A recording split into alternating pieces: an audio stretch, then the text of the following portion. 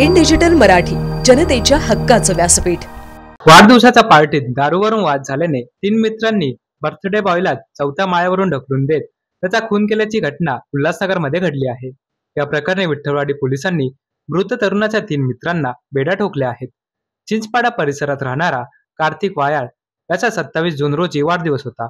त्यानिमित्त त्याने त्याचे मित्र निलेश क्षीरसागर, सागर काळे आणि धीरज यादव यांना पार्टी दिली।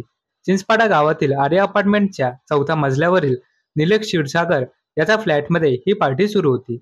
मात्र या पार्टीत दारूवरून वाद झाले। या वादात कार्तिकाने निलेशच्या डोक्यात दारूची बाटली फोडली। याचा राग आल्यामुळे निलेश, सागर आणि धीरज या तिघांनी कार्तिकाला 4थ्या मजल्यावरून थेट इमारतीखाली ढकलून दिला। यात कार्तिकचा मृत्यू झाला।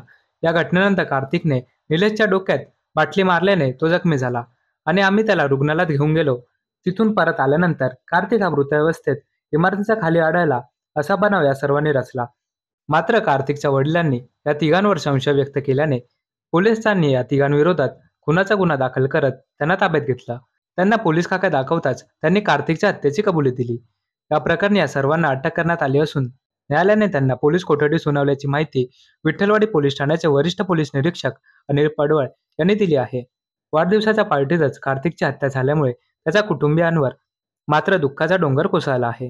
6/2024 रोजी चिंचपाडा येथे आर्य अपार्टमेंटमध्ये 4थ्या मजल्यावरती कार्तिक नावाच्या मुलाचा बर्थडे साजरा करण्यासाठी त्याचे मित्र 3 जण निलेश, सागर आणि धीरज असे एकत्र 4 जण पार्टी करत होते। त्यानंतर कार्तिक आणखी दारू पाहिजे या साठी आग्रह करत होता, परंतु आपल्याला ऑलरेडी जास्त दारू पिलेलो आहे, नशेत जास्त झालो आहे, आता आपल्याला दारू नको असे इतर मित्र त्याला समजवत असताना त्याचा राग घेऊन कार्तिकने निलेशच्या डोक्यात दारूची बाटली मारून फोडली।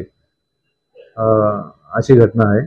त्यांच्यामध्ये त्याबाबत कार्तिकचे वडील यांनी तक्रार दिलेली आहे की या तिघांनी कार्तिकने त्याच्या डोक्यात मारल्यानंतर या तिघांनी त्याला 4थ्या मजल्यावरून खिडकीतून ढकलून देऊन त्याचा खून केलेला आहे।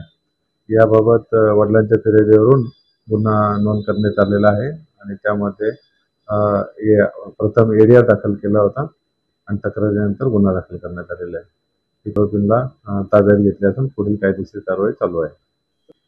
नाही, पार्श्वभूमी जो निलेश आहे तो गांजा विक्री करणारा किंवा सेवन करणारा आहे।